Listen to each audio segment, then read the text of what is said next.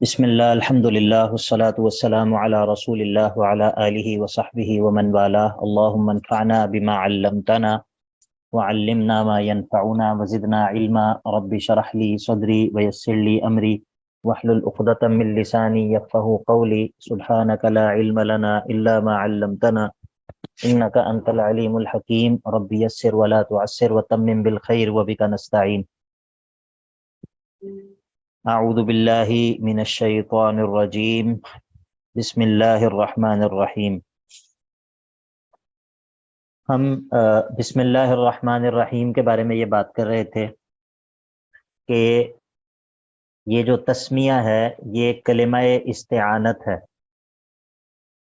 اس میں دراصل انسان اللہ رب العزت سے اس کے ناموں کا واسطہ دے کر مدد طلب کر رہا ہوتا ہے۔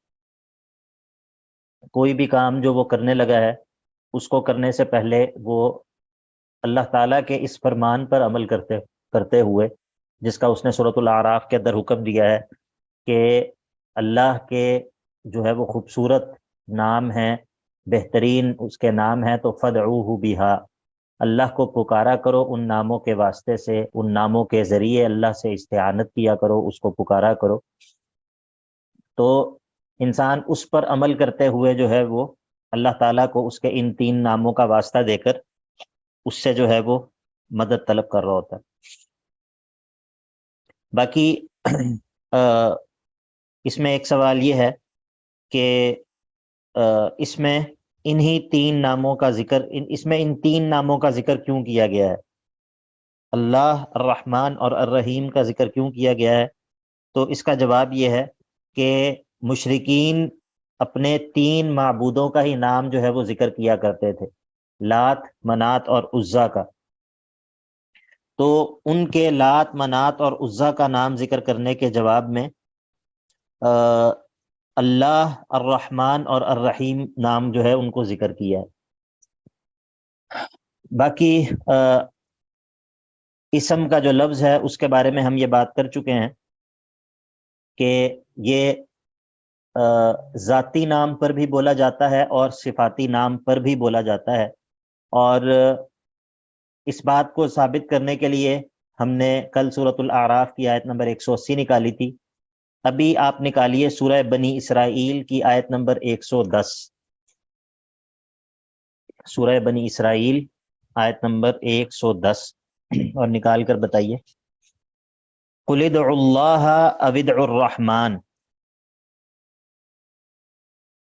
اے نبی صلی اللہ علیہ وسلم آپ کہہ دیجئے اللہ کو پکارو یا رحمان کو پکارو، چاہو تو اللہ کہہ کر پکارو اللہ کو، چاہو تو رحمان کہہ کر پکارو۔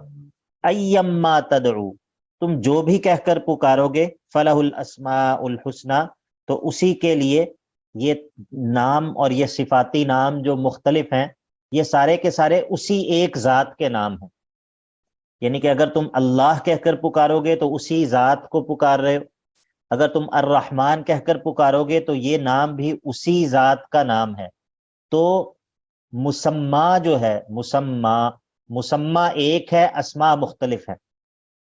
مسمہ ایک ہے، مسمہ ہے وہ ذات جس کے نام ہے۔ مثلا میرا نام عبداللہ ہے، اب جو عبداللہ نام ہے یہ اسم ہے اور میں مسمہ ہوں۔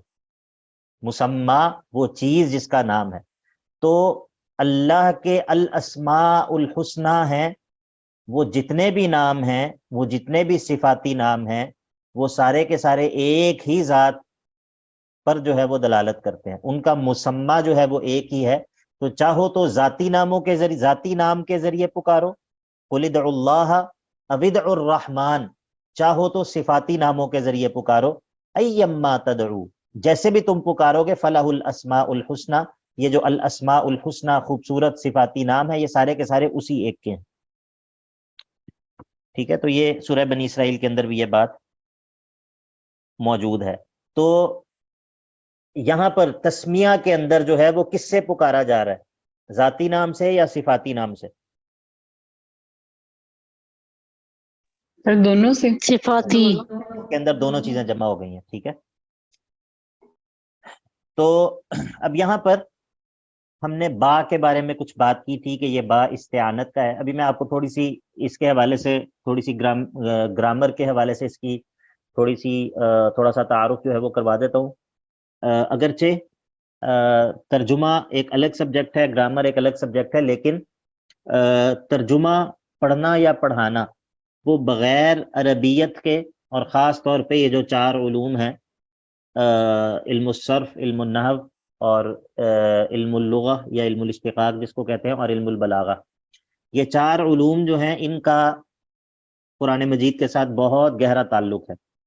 ٹھیک ہے، لنگوسٹک پرسپیکٹو سے. تو اس کے بغیر جو ہے وہ ترجمے کا کما حقہ فہم جو ہے وہ ممکن نہیں ہے. تو سر علم البلاغہ کیا ہے؟ جی، علم البلاغہ جو ہے وہ، علم البلاغہ جو ہے نا، یہ ایک وہ علم ہے جو کہ علم البلاغہ وہ علم ہے جو کہ آپ کو یہ بتاتا ہے کہ آپ نے کس صورتحال میں کلام کو کس طرح ذکر کرنا ہے، کس صورتحال میں کلام کو کس طرح ذکر کرنا ہے. یعنی کہ مثال کے طور پہ اگر میں ایک مسجد میں جمعہ پڑھا رہا ہوں اور میرے سامنے سارے عام لوگ بیٹھے ہوئے ہیں، ٹھیک ہے، عام مزدور لوگ ہیں، فیکٹریوں میں کام کرنے والے، ریڑیوں والے، رکشوں والے، دکاندار قسم کے لوگ ہیں. اب اگر میں وہاں پر علم المیراث کے مسائل بیان کرنے شروع کر دوں مشکل، یا میں وہاں پر جو ہے وہ گرامر کا کوئی مسئلہ سمجھانے لگ جاؤں، تو آپ کا کیا خیال ہے؟ یہ کلام جو ہے یہ صورتحال کے تقاضے کے مطابق ہے؟ نہیں، بالکل بھی نہیں. نہیں ہے. اگر میں ایک نکاح پڑھانے جاؤں اور نکاح سے پہلے جو ہے وہ میں جنازے کے مسائل بیان کروں اور جو ہے وہ تعزیت کے آداب بیان کروں، تو کیا میرا کلام جو ہے وہ درست ہے؟ نہیں. ٹھیک ہے، اگرچہ میں جتنے بھی مسائل بیان کروں وہ مسائل بالکل درست بیان کروں، اور جو میں انداز گفتگو میرا ہو وہ بھی بڑا اچھا ہو، الفاظ بڑے زبردست ہوں، اور بڑے زبردست جملے میں استعمال کروں، اور جو ہے وہ بڑے زبردست استدلالات کروں، اور گرامیٹیکلی بھی میری ساری گفتگو درست ہو، لیکن آپ کہیں گے کہ نہیں، آپ نے جو ہے وہ کوئی عقل مندی کا کام نہیں کیا. تو علم البلاغہ جو ہے نا وہ یہ بتاتا ہے کہ کس موقع پہ کلام کو کس طرح ذکر کیا جاتا ہے. ٹھیک ہے، سر آسان لفظوں میں جہاں تک رسائی پہنچ سکتی ہو. نہیں، یہ ضروری نہیں ہے، یہ ضروری نہیں ہے. اگر ایک مجلس ہے جہاں پر علماء بیٹھے ہوئے ہیں سارے، اور سارے طلبۃ العلم ہیں، اور سارے سینئر طلباء بیٹھے ہوئے ہیں، تو اگر میں وہاں پر بیٹھ کر میں کہوں کہ جی وضو کا طریقہ یہ ہے کہ پہلے ناک میں پہلے جو ہے وہ ہاتھ دھوئے جائیں، پھر جو ہے وہ کلیاں کی جائیں، تو مطلب یہ کلام میرا آسان تو ہوگا، لیکن کیا اس موقع پہ یہ کلام مناسب ہوگا؟ نہیں، اگر اہل علم ہوں گے تو پھر ٹھیک ہے. تو یہ ہوتا ہے کہ مطابقت الکلامی لمقتضى الحال، بلاغہ کا کام یہ ہوتا ہے کہ کس موقع پر کلام کو کس طرح ذکر کیا جانا ہے. ٹھیک ہے، باقی انشاءاللہ آہستہ آہستہ میں آپ کو جب بعض چیزوں کی مثالیں ذکر کروں گا، بعض جگہوں پہ میں آپ کو بلاغہ کے قواعد بتاؤں گا کہ کس طرح اپلائی ہو رہے ہیں، تو انشاءاللہ آپ کو سمجھ آ جائے گی. بلکہ آج کے سبق کے اندر ہی انشاءاللہ میں آپ کو اس کی مثال دوں گا. تو میں یہ بتا رہا تھا کہ یہ چاروں جو علوم ہیں، قرآن مجید کا طالب علم جو واقعتاً چاہتا ہو کہ میں قرآن کے ترجمے کو سیکھوں، اس کے لیے ان 4 علوم سے مفر نہیں ہے. ٹھیک ہے، ایک تو ہوتا ہے کہ بندہ کہتا ہے اچھا بس میں قرآن سے گزرنا چاہتا ہوں ایک دفعہ، اور میں چاہتا ہوں کہ ایک دفعہ میں ترجمے سے گزر جاؤں اس حیثیت میں کہ مجھے پتا ہو کہ قرآن میں کیا لکھا ہے. تو اس کے لیے یہ چیزیں ضروری نہیں ہیں. ٹھیک ہے، میں بات کر رہا ہوں کہ وہ واقعی وہ طالب علم جو کہ ترجمہ سیکھنا چاہتا ہے. اور ترجمے کے حوالے سے ایک اور بات جو ہے نا وہ آپ سمجھ لیں، مجھے شاید یہ بات پہلے کرنی یاد نہیں رہی، ورنہ عموماً میں جب ترجمہ شروع کرتا ہوں اس کے شروع میں یہ بات سمجھاتا ہوں کہ ترجمہ یاد کرنے کی چیز نہیں ہے. ترجمے کا آپ رٹا نہیں لگا سکتے، ترجمہ سیکھنے کی چیز ہے. ٹھیک ہے، یہ بات سمجھ آئی یا نہیں آئی؟ جی آ گئی. جی سر. اگر آپ ترجمے کو یاد کرنے کی کوشش کریں گے نا تو آپ پورا قرآن جو ہے وہ نہیں کر سکتے یاد، پورے قرآن کے تراجم کو آپ یاد نہیں کر سکتے.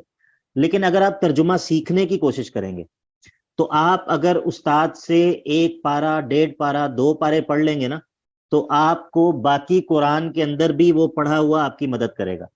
ٹھیک ہے، یعنی کہ آپ نے ترجمے کو سیکھنے کی کوشش کی ہے کہ ترجمہ کس طرح ہو رہا ہوتا ہے، عربی کے قواعد کیا ہیں، کس طرح الفاظ کا معنی ہو رہا ہوتا ہے، جملہ کس طرح بن رہا ہوتا ہے. تو اسی لیے کوشش یہ کرنی چاہیے کہ ترجمہ سیکھنے کی کوشش کریں. ٹھیک ہے، رٹے سے زیادہ یہ جو ہے وہ سیکھنے کی چیز ہے، اور یہ ملکہ ہے جو انسان کے اندر پیدا ہو جاتا ہے. تو بات یہ ہو رہی تھی کہ انگریزی کا جو جملہ ہوتا ہے، انگریزی کا جو جملہ، اس جملے کے اندر کون سی چیزیں ہوتی ہیں جو لازمی طور پہ موجود ہوتی ہیں. طلبۃ العلم میں ماشاءاللہ سب نے یقیناً کچھ نہ کچھ پڑھا ہوا ہے. جی کوئی بتائے گا؟ سبجیکٹ ہے، آبجیکٹ ہے، ورب ہے. سبجیکٹ ہے، آبجیکٹ ہے. noun verb اور subject object. ٹھیک ہے. اچھا، اگر ان میں سے کوئی چیز موجود نہ ہو تو کیا جملہ مکمل ہو جائے گا؟ نہیں سر. نہیں مکمل ہوگا. ٹھیک ہے، تو اسی طرح جو عربی زبان کا جملہ ہوتا ہے، عربی زبان کا جملہ جو ہوتا ہے وہ 2 طرح کا ہوتا ہے. ایک کو ہم کہتے ہیں جملہ اسمیہ اور ایک کو کہتے ہیں جملہ فعلیہ. ٹھیک ہے، عربی زبان کا کوئی بھی جملہ ہوگا یا تو وہ جملہ اسمیہ ہوگا یا پھر وہ جملہ فعلیہ ہوگا. اور جو جملہ اسمیہ ہوتا ہے اس کے اندر 2 ارکان ہوتے ہیں، مطلب اس کے اندر 2 چیزیں ہونی ضروری ہیں. ایک کو ہم کہتے ہیں مبتدا اور ایک کو کہتے ہیں خبر. اور جو جملہ فعلیہ ہوتا ہے اس کے اندر بھی 2 چیزیں ہونی ضروری ہیں، ایک کو ہم کہتے ہیں فعل اور ایک کو کہتے ہیں فاعل. یہ بات سمجھ آئی یا نہیں آئی؟ جی جی. آ گئی جی ہے سر سر. ٹھیک ہے، تو اب کوئی بھی جملہ اگر اس کو ہم نے کہنا ہے کہ یہ مکمل جملہ ہے تو اس کے اندر ہمیں یہ بتانا پڑے گا کہ اگر یہ جملہ اسمیہ ہے تو اس میں مبتدا اور خبر کدھر ہے، اور اگر یہ جملہ فعلیہ ہے تو ہمیں یہ بتانا پڑے گا کہ اس میں فعل کون سا ہے، اس کا فاعل کون ہے. ٹھیک ہے، لیکن جملے کے اندر بعض چیزیں ایسی بھی ہوتی ہیں جو کہ جملے کے ارکان نہیں ہوتی، لیکن وہ ان ارکان کے ساتھ ان چیزوں کا تعلق ہوتا ہے. وہ چیزیں بذات خود جملے کا کوئی رکن نہیں ہوتی، مطلب نہ وہ مبتدا بن سکتی ہے نہ وہ خبر بن سکتی ہیں، نہ وہ فعل ہے نہ وہ فاعل بن سکتے ہیں، لیکن وہ سپورٹیو چیزیں ہوتی ہیں. ٹھیک ہے، وہ سپورٹیو چیزیں ہوتی ہیں. مثلا مثال کے طور پر از آر ایم ہے، وہ کیا بنتا ہے؟ ورب بن سکتا ہے، یہ ناؤن بن سکتا ہے، سبجیکٹ یا آبجیکٹ بن سکتا ہے. بتائیے. ہیلپنگ ورب ہوتے ہیں وہ، ہیلپنگ ورب. حرف جار. سپورٹ. ہاں، لیکن وہ اکیلے تو جملے کا کوئی حصہ نہیں نا بن سکتے. جی نہیں بن سکتے. تو اسی طرح عربی زبان کے اندر بعض چیزیں ہوتی ہیں، ان میں سے ایک چیز ہوتی ہیں حروف جارہ. حروف جارہ یہ وہ حروف ہوتے ہیں جو بطور ہیلپنگ وربز کے استعمال ہوتے ہیں. ٹھیک ہے، یہ اگر اس کی درست تعبیر ہو تو بہرحال یہ با جو ہے یہ حروف جارہ میں سے ہے. با جو ہے وہ حروف جارہ میں سے ہے. یہ 17 حروف ہیں، انشاءاللہ آہستہ آہستہ میں آپ لوگوں کو بتاتا جاؤں گا جہاں پر کوئی آئے گا انشاءاللہ. تو با جو ہے یہ حروف جارہ میں سے ہے، اور جو اس کے بعد پورا جملہ ہے، اس کے بعد جو پورا جملہ ہے وہ با کا مجرور ہے. با کا مجرور ہے. با کو ہم کہتے ہیں یہ حرف جر ہے، اور اس کے بعد جو اسم ہوتا ہے اس کو کہتے ہیں یہ مجرور ہے. جر اور مجرور. مجرور کا مطلب یہ ہوتا ہے کہ یہ با اپنے بعد والے اس حصے کے اندر عمل کر رہا ہے، یعنی کہ اس کو اس کے اندر جو ہے وہ کوئی اثر جو ہے وہ ڈال رہا ہے. اب یہاں پر آپ دیکھیں کہ بسم اللہ الرحمن الرحیم میں لفظ اسم جو ہے اس کے نیچے بھی زیر ہے، لفظ اللہ جو ہے اس کے نیچے بھی زیر ہے، الرحمن کے نیچے بھی آپ زیر پڑھتے ہیں، الرحیم کے نیچے بھی زیر پڑھتے ہیں. تو یہ جو تمام الفاظ کے نیچے زیر آئی ہوئی ہے یہ اسی لیے آئی ہوئی ہے کہ اس پورے جملے کے شروع میں با داخل ہے. ٹھیک ہے، لیکن اب بات یہ ہے کہ یہ جار اور مجرور یہ دونوں مل کر یہ تو جملے کا کوئی رکن بھی نہیں بنتے. نہ یہ مبتدا بن سکتا ہے نہ یہ خبر بن سکتا ہے، نہ یہ فعل بن سکتا ہے نہ یہ فاعل بن سکتا ہے. تو یہ تو مسئلہ بن گیا. مسئلے کی سمجھ آئی یا نہیں آئی؟ जी सर आगे समझ। कोई एक दफा जरा बताए, कोई रिपीट करे। जी अमतुल हफीज आप बताइए। सर ये आपने बताया कि ना ये जो उर्फ जर है वो अपने इसम के साथ मिलकर ना मुब्तदा बन सकता है ना खबर, इसी तरह ना फेल बन सकता है ना ही फाइल बन सकता है। ठीक है, तो अच्छा जी जी तो प्रॉपर कोई पार्ट नहीं बन सकता किसी हाँ जुमले का। ठीक है, बारकल्लाह फीकुम। अच्छा इसका मतलब ये है, इसका मतलब ये है कि इधर हमें कोई चीज माननी पड़ेगी कि वो लफ्जों में मौजूद नहीं है, लेकिन हमें उसको अपनी तरफ से जिक्र करना पड़ेगा। हमें ये मानना पड़ेगा कि इधर जुमले में कोई चीज महजूफ है, हजफ शुदा है, जो कि लफ्जों में मौजूद नहीं है लेकिन वो अंडरस्टूड है। आपको बात समझ आ गई? जी। जी जी, सर। तो अब हम यहाँ पर क्या करेंगे, हम कहेंगे कि बिस्मिल्लाहिर्रहमानिर्रहीम अस्ताईनु या बिस्मिल्लाहिर्रहमानिर्रहीम अक़रऊ। अगर मैं कुछ पढ़ रहा हूँ, कुछ पढ़ने से पहले अगर मैं बिस्मिल्लाह पढ़ रहा हूँ तो कलाम क्या होगा कि बिस्मिल्लाहिर्रहमानिर्रहीम अक़रऊ। मैं पढ़ना शुरू करता हूँ अल्लाह के नामों, अल्लाह अर्रहमान और अर्रहीम के जरिए अल्लाह से मदद तलब करते हुए। अब क्या होगा, अब अक़रऊ जो है ये फेल है और इसके अंदर फाइल भी छुपा हुआ मौजूद है। तो अब फेल अपने फाइल और अपने इस जार और मजरूर के साथ मिलकर ये पूरा जुमला फेलिया बन जाएगा। समझ आ गया आपको? सर इसमें तो 3 इसम है, अल्लाह, अर्रहमान, अर्रहीम, तो ये जुमला फेलियर कैसे बना है? प्लीज दोबारा समझाते हैं। ये जो ये जो तीनों इसम है ना, तीनों इसम है, ये तीनों के तीनों बा के नीचे दाखिल हैं, यानी कि ये बा इनके अंदर असर कर रहा है। ये तीनों मिलकर जो है वो जुमले का कुछ भी नहीं बन सकते, जुमले का हिस्सा नहीं बन सकते। क्यों? क्योंकि ये तो जार और मजरूर है। ठीक है, तो जार और ठीक है मजरूर जी। जो है वो तो पूरा जुमले का कोई रुकन नहीं बन सकता वो।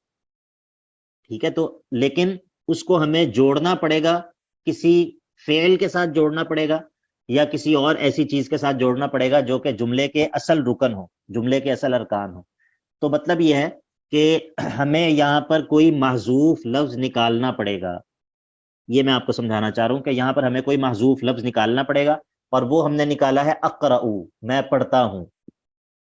तो बिस्मिल्लाहिर्रहमानिर्रहीम अक़रऊ, मैं अल्लाह के नाम से मदद तलब करते हुए, जो अल्लाह है, अर्रहमान है और अर्रहीम है, इन तीनों नामों के जरिए मैं अल्लाह से इस्तिआनत करते हुए पढ़ना शुरू करता हूँ। तो अब ये जुमला मुकम्मल हो जाएगा, अब ये जुमला मुकम्मल हो जाएगा। थोड़ी सी मुश्किल बात है, खास तौर पे जो पहली दफा जो बंदा ये बात सुन रहा होता है उसको थोड़ा सा इसको डाइजेस्ट करने में थोड़ा सा मुश्किल होता है, लेकिन ज्यादा मुश्किल नहीं है। ये ना हो कि जिसको समझ आ रही है उसको भी ये सुन के समझ आनी खत्म हो जाए कि अब मैंने कह दिया कि ये मुश्किल है। नहीं, मुश्किल नहीं है, बस थोड़ा सा तवज्जो की जरूरत है। और ऐसा भी नहीं है कि अगर ये बात आज समझ नहीं आएगी तो फिर पूरी जिंदगी कभी समझ नहीं आएगी, नहीं ऐसा नहीं है। ये बात बार बार दोहराई जाएगी, मुख्तलिफ तरह से ये बात होगी, तो इंशाल्लाह आखिरी बंदे को भी समझ आ जाएगी इंशाल्लाह, अल्लाह की तौफीक से। अच्छा जी अच्छा, अब यहाँ पर एक बात और है। बलागा का किसने पूछा था अभी? इल्मुल बलागा का मैं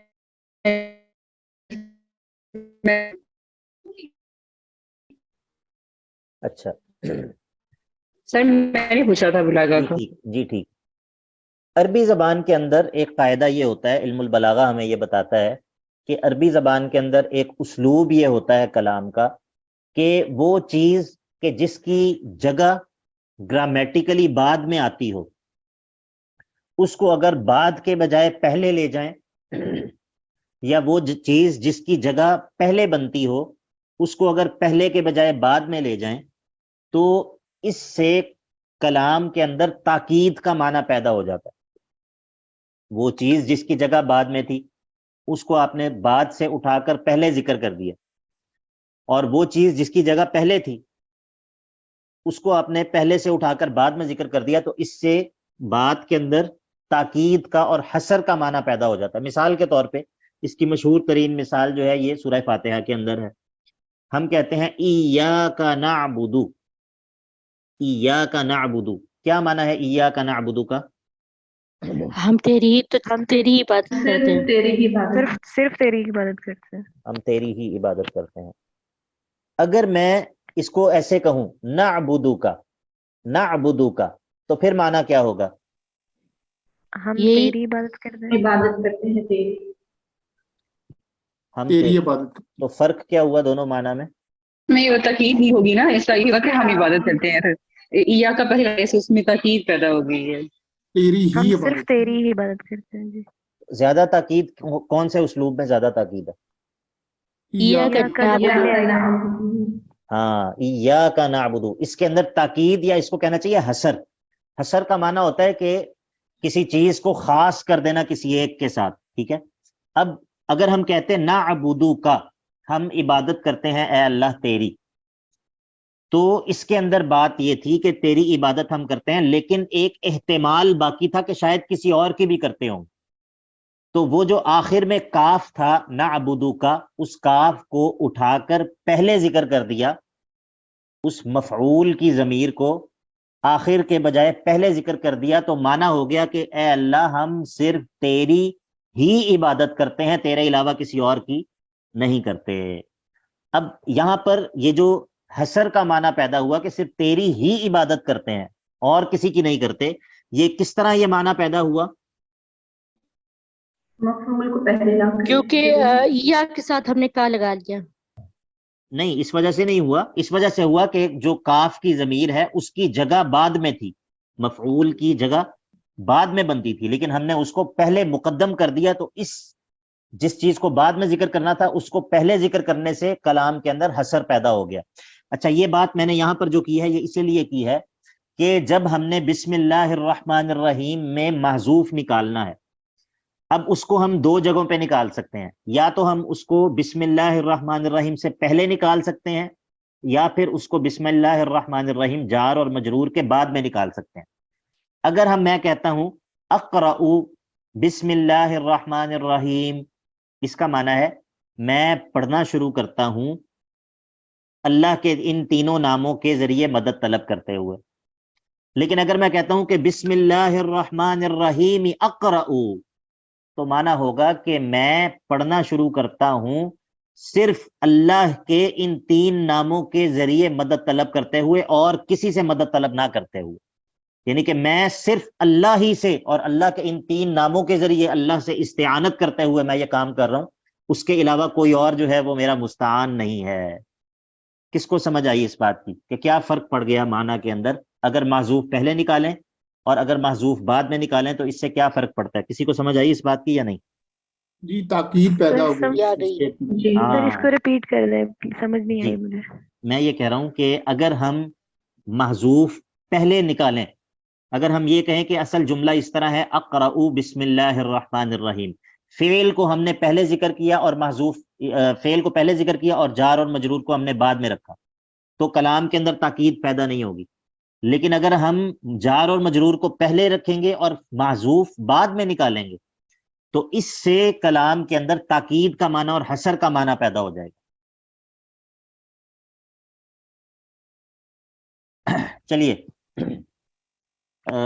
لیکن سر ہمیں یہ جی کیسے جی پتا چلا کہ اس کی اصل، آپ نے بھی کہا کہ مطلب جو اصل جگہ سے اگر ہم، یعنی اس نے پہلے آنا ہے تو ہم بعد میں لے آئیں یا بعد میں آنا ہے تو پہلے لے آئیں، یعنی اصل جگہ سے اس کو ہٹا دیں تو پھر اثر پیدا ہوگا. تو ہمیں یہاں پر کیسے پتا کہ اس معذوف کی اصل جگہ پہلے تھی یا بعد میں؟ دیکھیں یہ بات تو ہمیں پتہ چلتی ہے علم النحو سے کہ جملے کے اندر کون سی چیز کی جگہ کہاں پر ہوتی ہے. یہ ہمیں بتاتا ہے علم النحو کہ پہلے جو ہے وہ فعل ہونا چاہیے، پھر فاعل ہونا چاہیے، پھر مفعول ہونا چاہیے. یہ ہمیں علم النحو بتاتا ہے. ٹھیک ہے، اب یعنی کہ یہ ہے گرامیٹیکلی اس کو ایسے ہونا چاہیے، اصل اس کی ترتیب یہ ہے. لیکن پھر علم البلاغہ ہمیں یہ بتاتا ہے کہ عرب جو ہیں، عرب لوگ، وہ جب کسی جگہ پہ انہوں نے اپنی بات میں تاکید پیدا کرنی ہو تو وہ کیا کرتے ہیں؟ علم البلاغہ ہمیں بتاتا ہے کہ وہ جس چیز کو بعد میں ذکر کرنا ہو اس کو پہلے ذکر کر دیتے ہیں، اس سے وہ کلام میں تاکید پیدا کرتے ہیں. تو ہم اب محذوف اگر پہلے نکالیں گے تب بھی جملہ گرامیٹیکلی درست ہے، اگر محذوف بعد میں نکالیں گے تو جملہ گرامیٹیکلی درست ہے، لیکن اگر آپ محذوف بعد میں سمجھیں گے تو اس سے کلام کے اندر جو حسر پیدا ہوگا وہ اس صورت میں پیدا نہیں ہوگا جب آپ محذوف پہلے نکالیں گے. ٹھیک ہے، جی چلیں میں آپ کو ایک اور مثال دیتا ہوں. آپ کہتی ہیں الحمد للہ، الحمد للہ، اور ایک ہے کہ للہ الحمد، دونوں قرآن مجید کے اللہ اندر ہی کے موجود لیے، ہیں. ہاں، اللہ ہی کے لیے تعریف ہے. جو للہ الحمد ہے دوسرے اس میں جی حسر کا معنی ہے، جو کہ الحمد للہ کے اندر اس طرح نہیں ہے. جی ٹھیک ہے، دونوں کے اندر اگرچہ بظاہر معنی ایک لگے گا آپ کو، لیکن جی جب کوئی عرب جو ہے وہ اس کلمے کو سنے گا تو اس کے لیے یہ دونوں باتیں ایک نہیں ہوں گی. اس کے لیے ان دونوں کلمات کی انٹینسٹی میں فرق ہوگا. ٹھیک ہے، ہم لوگ تو چونکہ عرب نہیں ہے نا، ہم تو عرب کے اسلوب سے واقف نہیں ہیں. ٹھیک ہے، مطلب میں آپ کو مثال دیتا ہوں کہ ہم اردو میں جب کلام کرتے ہیں، اردو میں ہم بولتے ہیں نا، تو بعض دفعہ ایسا ہوتا ہے کہ جملہ ہمارا جو ہے نا وہ جملہ ایک ہی ہوتا ہے، لیکن اس کو بولنے کا جو اسلوب ہوتا ہے وہ آپ کو بتاتا ہے کہ جو بولنے متکلم ہے وہ اس جملے کو کس مزاج میں بول رہا ہے. ٹھیک ہے، ایسا ہوتا ہے نا، جی مطلب جملے کا جی جی اسلوب. بالکل. اور چونکہ ہم چونکہ اردو جو ہے وہ ہماری زبان ہے، ہم اس کے اسالیب سے واقف ہیں، اگرچہ ہم نے کوئی کتاب نہ بھی پڑھی ہو، اردو کی گرامر ہم نے کبھی نہ پڑھی ہو، ہم نے اردو کی بلاغہ جو ہے اس کو کبھی نہ سیکھا ہو، لیکن ہم چونکہ اہل زبان ہیں تو ہم طبعی طور پر، فطری طور پر جو ہے وہ اس بندے کے گفتگو کے اسلوب کو جو ہے وہ ہم کہیں گے کہ یہ بندہ جو ہے وہ اپنی بات میں تاکید پیدا کرنا چاہ رہا ہے، یہ بندہ جو ہے یہ بات اس انٹینسٹی کے ساتھ یہ بندہ بات کر رہا ہے. تو اہل عرب جو ہیں، چونکہ ہم اہل عرب نہیں ہیں تو ہمیں اس بات کو جاننے کے لیے کہ کون سا کلام اس کی کیا انٹینسٹی ہے، اس کا کیا درجہ ہے، کس کلام کے اندر کتنی تاکید ہے، اور اس طرح کی جو باقی چیزیں ہوتی ہیں، اس کے لیے ہم چونکہ اہل زبان نہیں ہیں، ہمیں ان قواعد کو پڑھنا پڑتا ہے، ہمیں اس فن کو سیکھنا پڑتا ہے، جس کے ذریعے پھر ہم کلام کی مختلف جو حیثیات ہیں ان کو پہچان سکتے ہیں. یہ بات انشاءاللہ مزید کھلے گی آہستہ آہستہ، یہ بات جو ہے وہ آپ لوگوں کو مزید شرح صدر کے ساتھ سمجھ آئے گی. آج تو پہلا دوسرا دن ہے انشاءاللہ، تو اس لیے پریشان ہونے کی بات نہیں ہے. سر ویسے بھی قرآن میں جو ہے قرآن ایک ایک کر کے جی. تو حسر کے کیا معنی ہے؟ حسر ہوتا ہے کسی چیز کو محصور کر دینا، کسی چیز کو آپ نے یہ لفظ سنا ہوگا، اردو میں بھی استعمال ہوتا ہے کہ محصور کر دینا. محصور کا کیا معنی ہوتا ہے؟ جی، قید کر دینا، قید کر دینا، یا پھر کسی جگہ پر جو ہے وہ اپنے آپ کو، جس طرح ہم کہتے تھے قلعے میں محصور ہو گئے. ٹھیک ہے، جی یعنی کہ اپنے آپ کو وہاں پر بند کر لیا اور دشمن باہر ہے. تو یہاں پر حسر کا مطلب یہ ہوتا ہے کہ مثلا ہم نے کہا ایاک نعبد، ہم نے عبادت کو اکیلے اللہ کی، لفظ اللہ کے ساتھ اس کو بند کر دیا، یعنی کہ عبادت ہم صرف تیری کرتے ہیں، تیرے علاوہ کوئی جو ہے وہ اس میں شامل نہیں ہے. اس کو ہم حسر کہتے سر، ہیں. یہ حسر سواد سے ہوگا؟ حسر سواد کے ساتھ ہے، جی جی، حسر سواد سے. شیخ صاحب اس کا ایک انگلش میں بھی لفظ ہوتا ہے جس کو ہم کہتے ہیں ایکسکلوسیو کر دینا. بالکل بالکل بالکل ایگزیکٹلی وہی ہے کہ اس کو چیز کو شامل کر دیا اور باقی چیزوں کو بیچ میں سے نکال دیا، انکلوسیو کے مقابلے میں ایکسکلوسیولی. ٹھیک ہے، سر قرآن میں ویسے بھی بہت ہائی گرامر یوز ہوئی ہے. کیا یوز ہوا ہے قرآن میں؟ بہت ہائی گرامر، مطلب ماں کے معنی کہیں پر جو ہے، کہیں پر کیا ہے. نہیں، یہ تو کوئی وہ نہیں ہے، گرامر تو ایک ہی ہے، گرامر ہائی اور لو نہیں ہوتی ہے، گرامر ایک ہی ہوتی ہے. ٹھیک ہے، لیکن قرآن کا جو اعجاز ہے وہ اس کی فصاحت اور بلاغت کے اندر ہے. ٹھیک ہے، گرامر وہی ہے. ٹھیک ہے جی. ہاں انشاءاللہ آہستہ آہستہ آپ لوگوں کو بات سمجھ آئے گی. اچھا جی، ابھی بات ہماری کچھ لمبی ہو گئی. بسم اللہ الرحمن الرحیم کے اندر دوسرا ہمارا ہفتہ شروع ہو گیا، اور ہم نے کم از کم سورہ نساء بھی پڑھنی ہے ایک سیمسٹر میں، تو اب انشاءاللہ اس کو تھوڑا سا ہم تیز کرتے ہیں. آگے لفظ اللہ ہے. لفظ اللہ جو ہے یہ اصل میں الالہ سے بنا ہے. الالہ یعنی کہ اصل میں الہن تھا، الہن، اور اس پر جو ہے وہ الف لام داخل ہوا اور پھر جو ہے وہ الالہ ہو گیا، اور پھر درمیان میں جو حمزہ تھا وہ ختم ہو گیا، اور دو لام جب اکٹھے ہو گئے تو اس میں جو ہے وہ ادغام ہو گیا، تو اللہ جو ہے وہ بن گیا. اور اس کا معنی ہے وہ ذات جو کہ مستحق ہے عبادت کی، وہ ذات جو کہ معبود برحق ہے، الالہ وہ ذات جو کہ معبود برحق ہے، یعنی کہ وہ ذات جو کہ ڈیزرو کرتی ہے کہ اسی کی عبادت کی جائے. ٹھیک ہے، تو یہ نام جو ہے یہ اللہ تعالیٰ کا علم ہے، ذاتی نام ہے، اس میں ذات ہے، اور یہ نام اللہ تعالیٰ کے ناموں میں اس کی حیثیت بہت زیادہ سگنیفیکنٹ ہے، بہت زیادہ نمایاں نام ہے. اور یہ جو نام ہے یہ اتنا عظیم ہے کہ اپنے معنی کے اعتبار سے یہ اللہ تعالیٰ کے تمام ناموں کو اپنے اندر لیے ہوئے ہے، اللہ تعالیٰ کے تمام ناموں کو اپنے اندر لیے ہوئے ہے. کس کو یہ بات سمجھ آئی ہے اور کس کو سمجھ نہیں آئی؟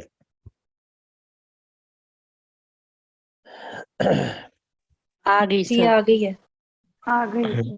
شیخ صاحب یہ اللہ کو جو اس میں جلالہ ہم کہتے ہیں، اس کی وجہ کیا ہے؟ اس میں اللہ کا جلال ریفلیکٹ ہوتا ہے. اس میں جلالہ ہاں ظاہر ہے کہ اللہ رب العزت کی بزرگی اور بزرگ و برتر ہونا، اور اللہ رب العزت کا کے جو ساری اس کی صفات ہیں عظمت اور جلال والی، ان تمام صفات کا منبع ہے یہ نام. تو یہ اس میں جلالہ، یا اس میں جلالہ سے مراد یہ ہوتا ہے کہ وہ ذات جو کہ بہت جلال والی ہے، بہت بزرگ اور برتر ذات ہے، اس کا یہ اسم ہے، اس کا یہ نام ہے، یہ مراد ہوتا ہے. اچھا جی، اب آپ میں سے کوئی یہ مجھ سے کہہ سکتا ہے کہ اللہ تعالیٰ کے نام تو بہت سارے ہیں، یہ آپ نے کس طرح کہہ دیا کہ اللہ تعالیٰ کے تمام ناموں کو اپنے اندر یہ نام لیے ہوئے ہے؟ یہ سوال ہے یا نہیں ہے؟ یا جو بھی میں کہوں گا آپ لوگ اس کو مان لیں گے بغیر سوال کیے؟ اگر ایسا ہے تو پھر تو بالکل بہت ایسا اچھا ہے. ہی ہے. ہاں، اگر ایسا ہے کہ آپ لوگوں نے میری ہر بات کو مان لینا ہے بغیر سوال کیے تو پھر تو بہت آسانی ہے، پھر تو تیاری کرنے کی ضرورت ہی نہیں رہے گی.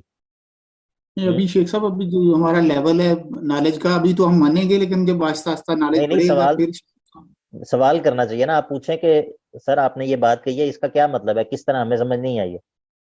ٹھیک ہے، سوال کی ضروری بیسک نالج ہونا ضروری. ہاں یہ بات بھی آپ کی ٹھیک ہے. سر یہ جو اللہ کے متعلق آپ نے کہا کہ مطلب یہ الہ کے ساتھ ال لگا ہے، مطلب الہ اور پھر ال تو یہ اللہ بنا ہے، تو سر کیا یہ موقف درست ہے کہ یا مطلب کہ یہ تو ذاتی نام ہے اللہ کا، تو مطلب ہم کس طرح کہہ سکتے ہیں کہ یہ الہ اور پھر سٹارٹ میں ال لگا تو پھر یہ اللہ بنا؟ یہ بہت اچھا سوال ہے، یہ بہت ہی اچھا سوال ہے.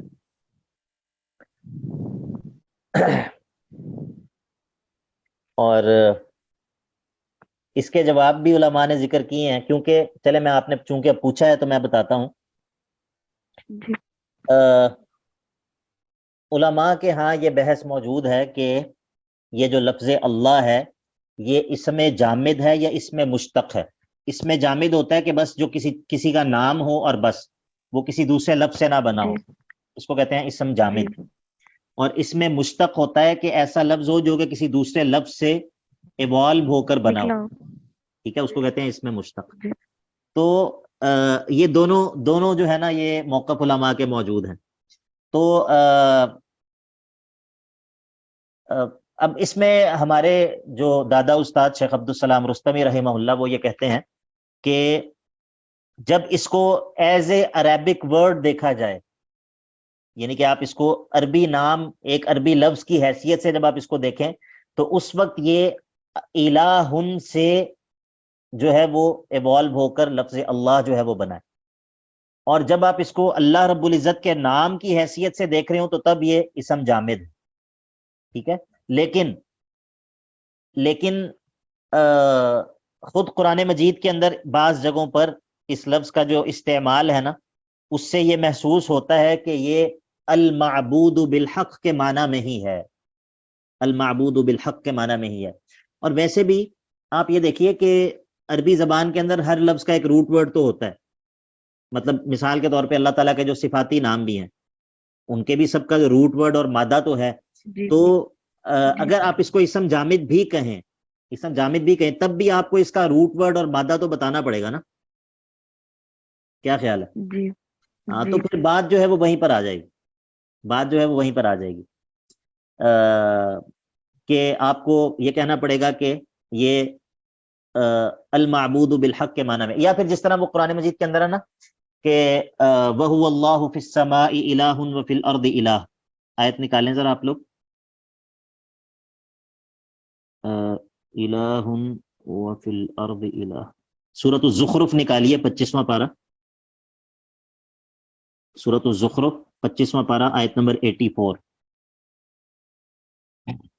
جی اب یہاں پر دیکھیے ذرا، وَهُوَ الَّذِي فِي السَّمَاءِ إِلَٰهٌ وَفِي الْأَرْضِ إِلَٰهٌ، وہی ہے جو کہ آسمانوں میں بھی الہ ہے، الہ بمعنی مألوہ، یعنی کہ الہ بمعنی معبود، وہی ہے جو آسمانوں میں بھی معبود ہے، وفی الارض الہ، اور زمین میں بھی وہی معبود ہے، وہو الذی فی السماء الہ وفی الارض الہ وہو الحکیم العلیم۔ اب ذرا سورۃ الانعام نکالیے، سورۃ الانعام کی آیت نمبر 3، 7واں پارہ، سورۃ الانعام آیت نمبر 3 نکال لیجیے۔ جی سر نکال لی۔ اب یہاں پر کیا ہے، وَهُوَ اللَّهُ فِي السَّمَاوَاتِ وَفِي الْأَرْضِ، وَهُوَ اللَّهُ فِي السَّمَاوَاتِ وَفِي الْأَرْضِ۔ اب یہ دیکھیے یہ وہی معنی ہے، سورہ زخرف والا ہی معنی ہے، وَهُوَ اللَّهُ، وہی معبود برحق ہے، فِي السَّمَاوَاتِ وَفِي الْأَرْضِ، آسمانوں میں بھی اور زمین میں بھی۔ آپ کو بات سمجھ آئی یا نہیں آئی؟ جی سر آ گئی۔ تو مطلب یہ ہے کہ یعنی کہ جو لفظ اللہ ہے بہرحال اس کے اندر الہ کا معنی موجود ہے، آپ اس کو چاہے مشتق مانیں یا نہ مانیں، آپ چاہے کہیں کہ یہ اسم جامد ہے، لیکن بہرحال الہ کے لفظ سے یہ لفظ جو ہے یہ خالی نہیں ہے۔ اب میں جو بات کر رہا تھا وہ یہ تھی کہ میں نے یہ کہا ہے کہ یہ نام اتنا عظیم نام ہے کہ اللہ رب العزت کے تمام نام اس نام کی طرف لوٹتے ہیں، اللہ رب العزت کے تمام نام اس نام کی طرف لوٹتے ہیں۔ تو اس بات کی دلیل کیا ہے یا اس بات کی توجیہ کیا ہے، کس طرح اس بات کو ہم سمجھیں گے؟ دیکھیے سر شاید تعالیٰ کے جی بتائیے، جی بولیے۔ سر شاید اس کا مطلب یہ کہ مطلب اس میں الوہیت کا مصدر پایا جاتا ہے نا، کہ اللہ الہ ہے تو عبادت اسی کی جاتی ہے جو اس کا حقدار ہو، تو پھر شاید یہ وجہ ہوگی۔ آپ نے جواب کافی قریب پہنچ گئی ہیں آپ، لیکن انشاءاللہ میں جو بات بتاؤں گا وہ آپ سنیں گی تو شاید آپ کے دل میں وہی بات ہو، لیکن بات کو ذرا وضاحت کے ساتھ میں بیان کر دیتا ہوں۔ دیکھیے اللہ رب العزت کے جتنے بھی نام ہیں، اللہ رب العزت کے جتنے بھی نام ہیں، یا تو وہ ہمیں اللہ کی کسی خوبی کے بارے میں بتاتے ہیں، اللہ رب العزت کی کسی خوبی کے بارے میں بتاتے ہیں، یعنی کہ کسی کمال کی صفت کے بارے میں خبر دیتے ہیں، یا پھر اللہ رب العزت کے نقائص اور عیوب سے پاک ہونے کی خبر دیتے ہیں۔ اللہ رب العزت کے جتنے بھی نام ہیں وہ دو طرح کے ہیں، یا تو اس کے اندر یہ ہوگا کہ اللہ کے اندر یہ صفت موجود ہے، یہ صفت کمال موجود ہے، یہ صفت کمال موجود ہے، اللہ کے اندر صفت رحمت جو ہے وہ موجود ہے کمال کے ساتھ، اللہ کے اندر صفت قدرت موجود ہے، صفت علم موجود ہے، اس میں جو ہے وہ صفت سمع موجود ہے، صفت بصر موجود ہے، الحی ہے، صفت حیات موجود ہے، یہ سب خوبیاں اس کے اندر پائی جاتی ہیں۔ یا پھر اللہ رب العزت کے نام ایسے ہوں گے جو بتا رہے ہوں گے وہ القدوس ہے، ہر قسم کے عیب اور نقص سے منزہ ہے، پاک ہے، پاکیزہ ہے، ٹھیک ہے، اللہ رب العزت کے نام ان دونوں طرح کے ہوں گے۔ تو ان دونوں طرح کے نام، ان دونوں طرح کے جو نام ہیں، جب کوئی ذات ایسی ہو جس کے اندر ہر کمال کی صفت موجود ہو، اور وہ ذات ایسی بھی ہو کہ ہر عیب اور نقص کی صفت اس سے منتفی ہو، وہ ذات جس میں ہر کمال کی صفت پائی جاتی ہو اور ہر عیب اور نقص اس سے منتفی ہو، تو یہی وہ ذات ہے جو یہ ڈیزرو کرتی ہے کہ اس کی عبادت کی جائے۔ یہ بات سمجھ آ گئی؟ جی جی تو یہی وہ ذات ہے جس کو الالہ ہونا چاہیے، الالہ ہونا چاہیے۔ تو جب ہم نے کہا کہ الالہ سے یہ بنا ہے لفظ اللہ، تو معنی یہ ہوا کہ یہ وہ ذات ہے جو کہ معبود برحق ہے۔ جب ہم نے کہا کہ وہ معبود برحق ہے تو طبعاً، اور یعنی کہ یہ بات ضمنی طور پر خود بخود ہم نے کہہ دی کہ یہ وہ ذات ہے جس میں تمام کمال کی صفات پائی جاتی ہیں، اور یہ وہ ذات ہے جو ہر قسم کے عیب اور نقص سے پاک ہے۔ تو اللہ رب العزت کے تمام ناموں کا خلاصہ جو ہے وہ اس کے اندر آ گیا. جی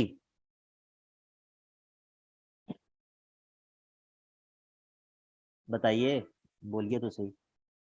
جی جی سر سمجھ آ گیا. واضح ہے مانا واضح ہے؟ جو اللہ کا جی جی امجد بھائی کیا کہہ رہے ہیں؟ جی شیخ صاحب، جب ہم کہتے ہیں اللہم، جی جی تو یہ کیا اللہ کے سارے نام کو یہ کور؟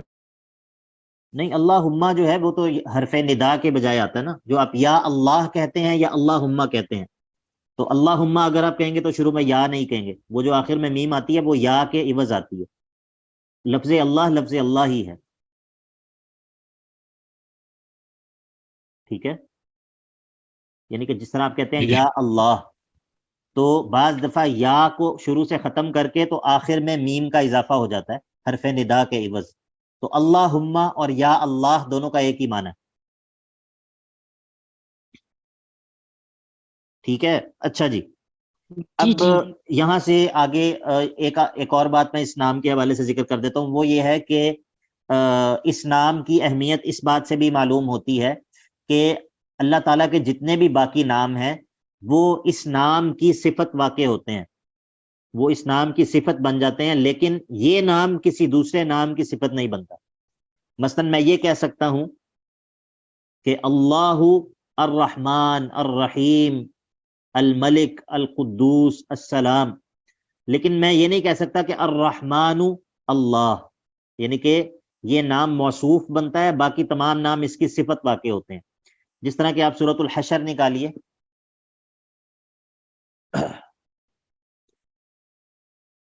سر یہ بہت اچھی مثال ہے.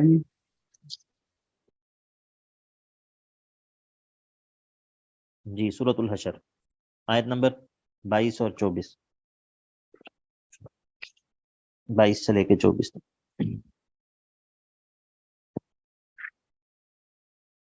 جی نکال لی. شیخ صاحب کون سی صورت پلیز؟ سورۃ جی الحشر، سر سورۃ الحشر آیت نمبر نمبر 22 سے لے کے 24 تک. دیکھیے، هو اللہ الذی لا الہ الا هو عالم الغیب والشہادہ هو الرحمن الرحیم.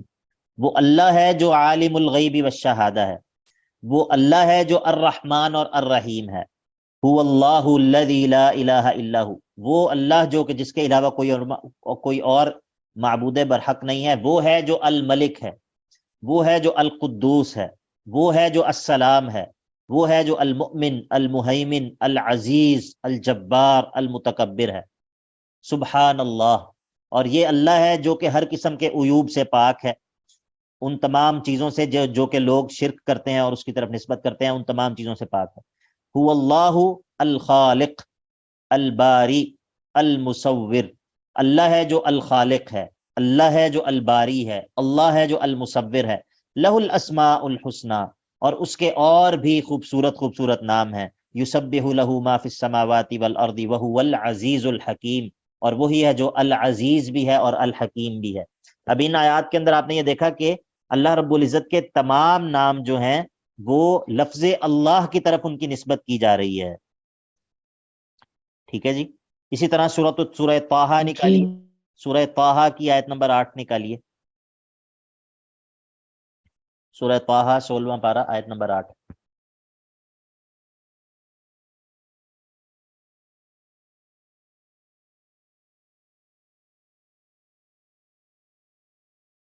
اللہ لا الہ الا ہو ہاں، اللہ لا الہ الا ہو لہ الاسماء الحسنی، لہ الاسماء الحسنی. اللہ جس کے علاوہ کوئی اور معبود نہیں، لہو اس اللہ کے ہیں الاسماء الحسنی، یعنی کہ تمام اسماء حسنہ کی نسبت لفظ اللہ کی طرف کی ہے. ٹھیک ہے، تو اس سے کیا اندازہ ہو رہا ہے اس نام کی سگنیفیکنس، یہ نام کتنا عظیم نام ہے. اسی لیے بہت سارے علماء نے اللہ تعالیٰ کا جو اسم اعظم ہے، اللہ تعالیٰ کا جو اسم اعظم ہے وہ اللہ تعالیٰ کے اس نام کو قرار دیا ہے. ٹھیک ہے، اگرچہ اور بھی اس میں اقوال ہیں، لیکن بہت سارے علماء یہ کہتے ہیں کہ اللہ تعالیٰ کا جو اسم اعظم ہے جس کے ذریعے جب اللہ سے سوال کیا جائے تو اللہ رب العزت سوال جو ہے وہ دعا کو پورا کرتا ہے اور عطا کر دیتا ہے جو اس سے مانگا جائے، وہ لفظ اللہ ہے۔ اور قرآن مجید میں سب سے زیادہ جو لفظ استعمال ہوا ہے اللہ رب العزت کا وہ بھی یہی نام ہے، تقریباً 2200 سے زیادہ مرتبہ اللہ رب العزت کا یہ نام قرآن مجید کے اندر استعمال ہوا ہے۔ ایک بھائی نے سوال کیا کہ تعالی کا کیا مطلب ہے؟ تعالی کا مطلب ہے وہ ذات جو بلند و برتر ہو، بلندی یعنی کہ اس کا روٹ ورڈ ہے عین لام واو علو، تو تعالی بلندی کی صفت جو اللہ تعالیٰ کی صفت علو ہے اس کی طرف اشارہ ہے، ٹھیک ہے، وہ بلندی اس حال میں کہ وہ ذات جو ہے وہ بلند و بالا ہے، برتر ہے، اس کی صفت ہے کہ وہ بلند ہے۔ یہ جو اللہ رب العزت کے اسماء اور صفات کا علم ہے، اللہ رب العزت کے اسماء اور صفات کا جو علم ہے محترم بھائیوں اور بہنوں، یہ کائنات کا سب سے عظیم علم ہے۔ کائنات کا سب سے عظیم علم وہ اللہ رب العزت کے اسماء اور صفات، ان کا علم ہے۔ کیوں؟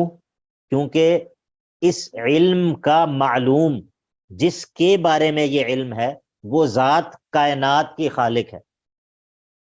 شرف العلم بشرف معلومہ، علماء یہ کہتے ہیں کہ کسی علم کی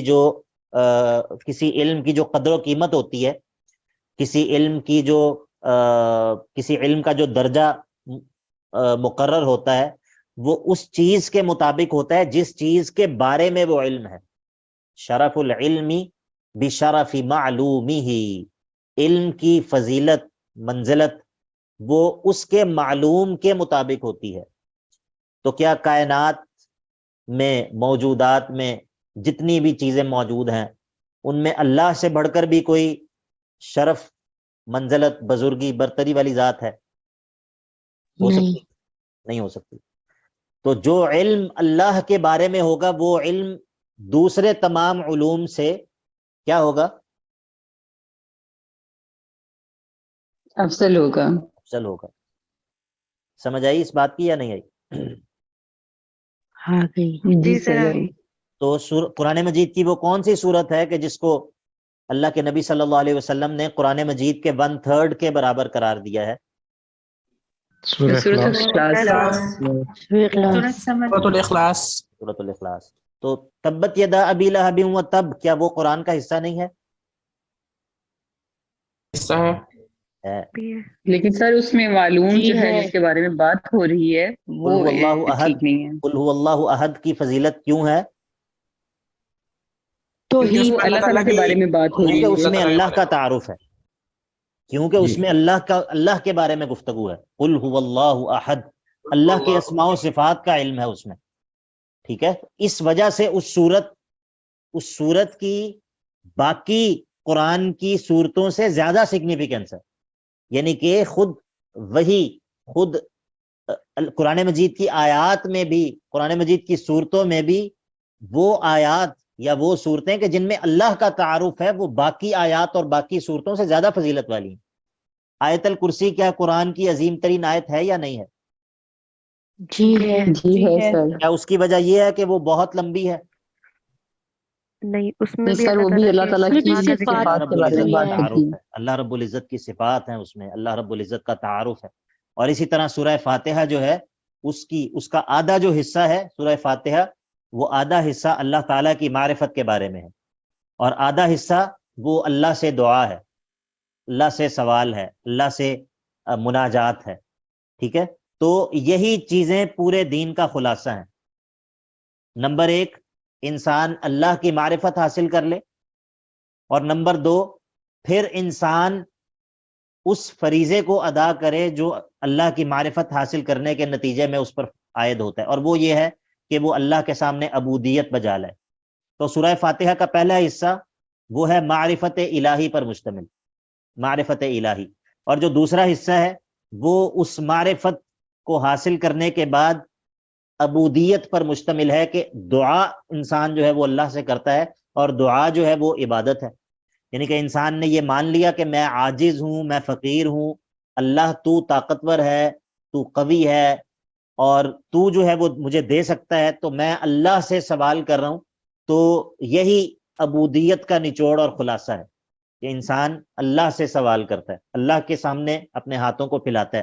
اس میں اس بات کا اظہار ہے، اپنے عجز کا اعتراف بھی ہے، اپنے قصور اور اپنے کمزور ہونے کا اعتراف بھی ہے، اور جس سے مانگا جا رہا ہے اس کے طاقتور اور اس کے اس بات پر قادر ہونے کا اعتراف بھی ہے کہ وہ میرے سوال کو پورا کر سکتا ہے۔ ٹھیک ہے، تو بہرحال انشاءاللہ یہ بات چلے گی آگے۔